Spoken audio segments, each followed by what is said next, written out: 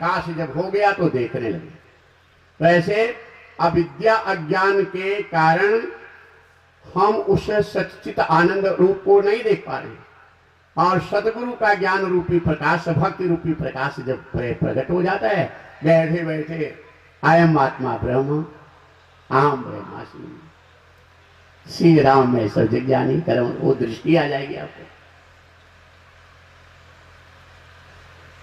परमात्मा का मिलना कठिन नहीं है, सच्चे सदगुरु मिल जाएं। और सच्चे सदगुरु कब मिलेंगे? जब भगवत कृपा होगी, और भगवत कृपा हो चुकी है आप लोगों के ऊपर। अतिशय कृपा राम कही हुई, तब पांव देंगे हमारे स्वर्ग। ये सर आवत अति कठिनाई, राम कृपा बिनु आई न जाई। प्रेम से बोलो जय श्री कृष्ण, प्रेम से बोलो, और मस्ती में बोलो, और मस्ती में दोनों हाथ उठा के हर हर महादेव गाना, और मस्ती में, और मस्ती में। हाँ, सुस्ती आएगी तो जम नहीं पाएगी कथा, मस्ती रहेगी। हाँ, नींद बहुत अच्छी आती है कथा में, क्योंकि माया का प्रभाव नहीं रहता, टेंशन दूर हो जाता है। अगर टेंशन दूर हो जाएगा तो या तो नींद आएगी या तो मस्ती। किसी को टेंशन रहता है तो रात भर ताकता ताकता बीत जाता है।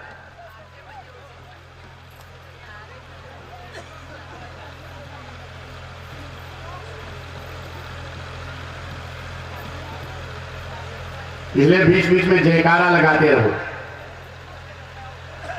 कीर्तन करते रहो।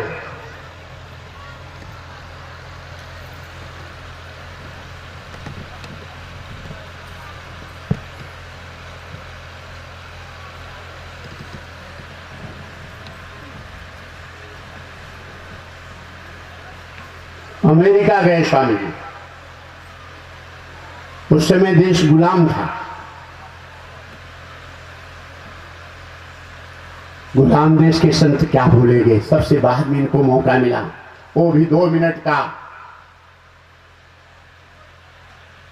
और 2 मिनट में स्वामी विवेकानंद जी जैसे ही उठ के खड़े हुए, मेरे प्रिय भाई, प्रिय बहनों, प्रिय माता पिता, मेरे प्रिय भाई बहन कह करके जैसे संबोधन किए, वैसे तालियां बज गई। ऐसे संसार में कभी कोई वक्ता या संत दिखा नहीं कि सबको मेरा कहे।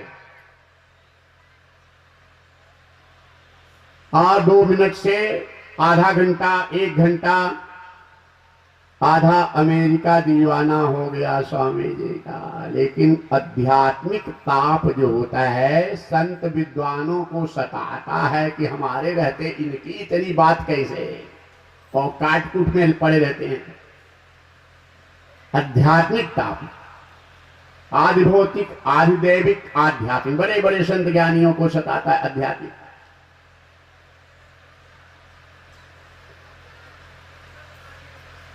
अन्य सहन नहीं कर पाए। स्वामी भारत जी का, भारत का सम्मान, स्वामी विवेकानंद जी का सम्मान। एक दिन स्वामी जी के कमरे में इनको 0 के ऊपर दिया गया, विषय 0। एक वेदांताचार्य को 0 पर की, तो इन्होंने तुरंत विषय को किया सत्य ब्रह्म जगत मिथ्या। एक सत्य ब्रह्म ही, एक परमात्मा ही परम सत्य, बाकी सब नहीं। उसी की सत्ता सर्वत्र है।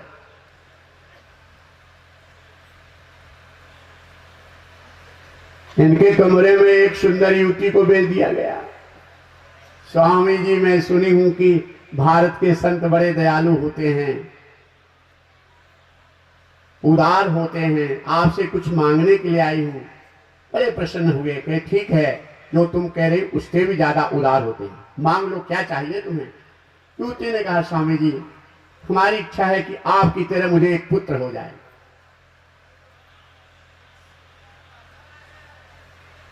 स्वामी विवेकानंद जी गंभीर हो गए, देवी मेरी तरह पुत्र हो जाए, हम सन्यासी हैं, मेरी तरह पुत्र हो जाए तो या तो हमारा सन्यास भ्रष्ट हो, तुम्हारे साथ विवाह करें।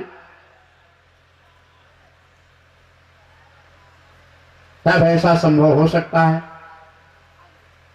लेकिन तुम्हारी इच्छा पूरी करने के लिए मैं अपने संन्यास को भी भ्रष्ट कर दूं, विवाह भी कर लूं, तो देवी क्या गारंटी है कि पुत्र ही हो? पुत्री भी हो सकती है। और देवी पुत्र भी हुआ तो क्या गारंटी है कि पितृपक्ष को जाए? मातृपक्ष का तुम्हारा भी स्वभाव हो सकता है, हमारी तरह ना हो। और हमारी तरह स्वभाव वाला पुत्र हो तो देवी तुम्हें गर्भ धारण करना पड़ेगा, कष्ट उठाना पड़ेगा, जन्म देना पड़ेगा, हमारी आयु तक योग्यता का इंतजार करना पड़ेगा। तब तक तुम रहो कि न रहे, आयु है कि नहीं रहे। लेकिन अगर तुम्हारी इच्छा है मेरी तरह पुत्र की, इसी समय मैं तुम्हें मां कह रहा हूं, पुत्र का प्यार मुझसे कर लो।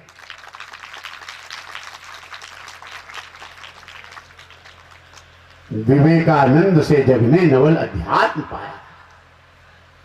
इतना नहीं, एक दिन स्वामी विवेकानंद जी को वहां के विद्वान संत लेके लाइब्रेरी में गए। रामचरितमानस, भगवत गीता, भागवत को नीचे, उसके ऊपर अन्य धर्मों के ग्रंथ रखे थे। दिखाएंगे तो स्वामी जी के देखेंगे कि हमारे ग्रंथ के ऊपर अन्य धर्म का ग्रंथ,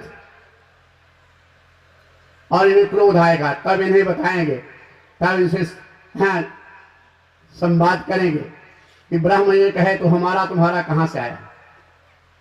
ले गए स्वामी जी, ये देखो, ये देखो, ये देखो, ये देखो।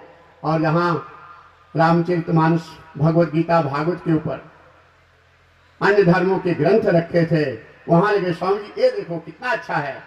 ये लोग तो ये विचार किए थे कि क्रोध में आग बबूले हो जाएंगे, तुरंत गुस्सा आ जाएगा, तब इनसे संवाद करूंगा।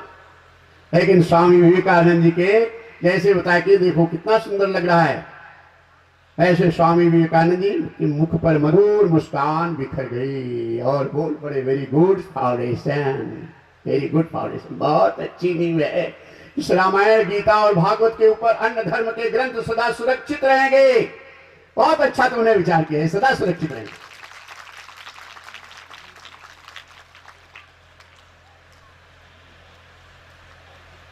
विवेकानंद से जग ने नवल अध्यात्म पाया था, सोया कर्म दर्शन राम तीर्थ ने जगाया था। जला सकते न आग जिसको बुझा सकता न पानी है, जगत विख्यात भारत के सपूतों की कहानी है। हमें फिर से धरा पर ज्ञान की गंगा बहानी।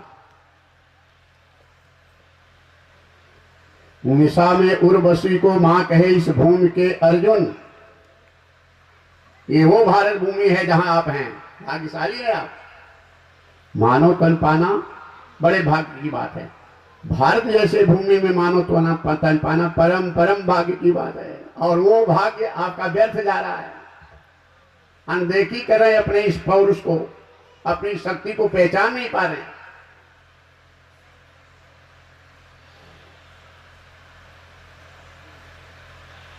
देवराज इंद्र के पास स्वर्ग में गए अर्जुन,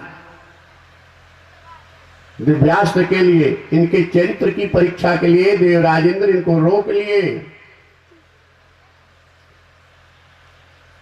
और त्रैलोक सुंदरी उर्वशी को आदेश दिए, जाओ श्रृंगार करके अर्जुन के चरित्र की परीक्षा लो। अर्धरात्रि को दरवाजा खटखटाई, नारी कंठ की आवाज सुन करके अर्जुन दरवाजा खोले और जैसे ही दरवाजा खुला नेत्रों से कटाक्ष की अर्जुन को। अर्जुन उर्वशी के चरणों की तरफ अपनी नजर को झुका लिए। आग बबूली हो गई उर्वशी, अर्जुन मैं त्रैलोक की सुंदरी उर्वशी हूं, मेरी एक झलक पाने के लिए देवता भी लालायित रहते हैं, मृत्युलोक के मनुष्यों के लिए मेरा दर्शन दुर्लभ है, मेरा सम्मान करो। हाँ, अर्जुन उत्तर देते हैं, देवी तुम त्रैलोक सुंदरी हो, सम्मान है, देवता भी लालायित होते होंगे तुम्हारे लिए, वो भी सम्मान है, लेकिन देवी हम भारतवासी हैं, हम भारतवासी हैं, हमारे भारत देश की संस्कृति है, हम भारतवासी अपनी पत्नी के अलावा जितनी भी स्त्रियां हैं सबको सगी बेटी, सगी बहन, सगी मां की दृष्टि से देखते हैं। हम भारतवासियों के सामने तुम्हारा ये विचार गलत है।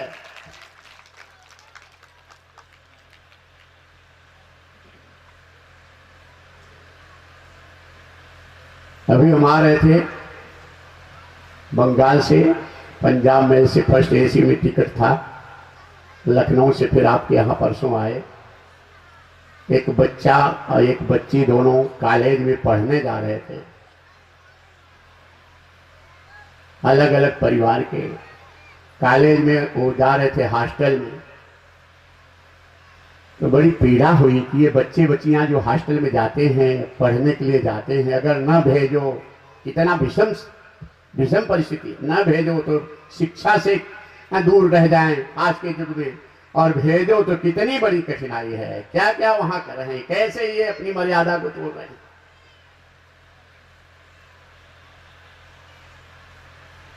ऐसी विषम परिस्थिति में भागवत का आयोजन आपका करना, आप लोगों का आना बहुत बड़ी बात है। न भेजो तो भी ठीक नहीं है, और भेजो तो यह स्थिति है कि बनने के बजाय बिगड़ते जा रहे हैं।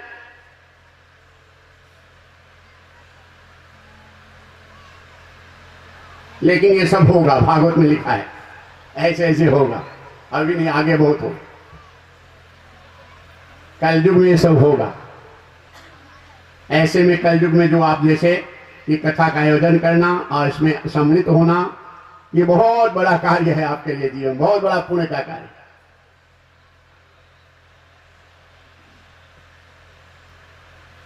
जवानी वो है अपने लक्ष्य को हर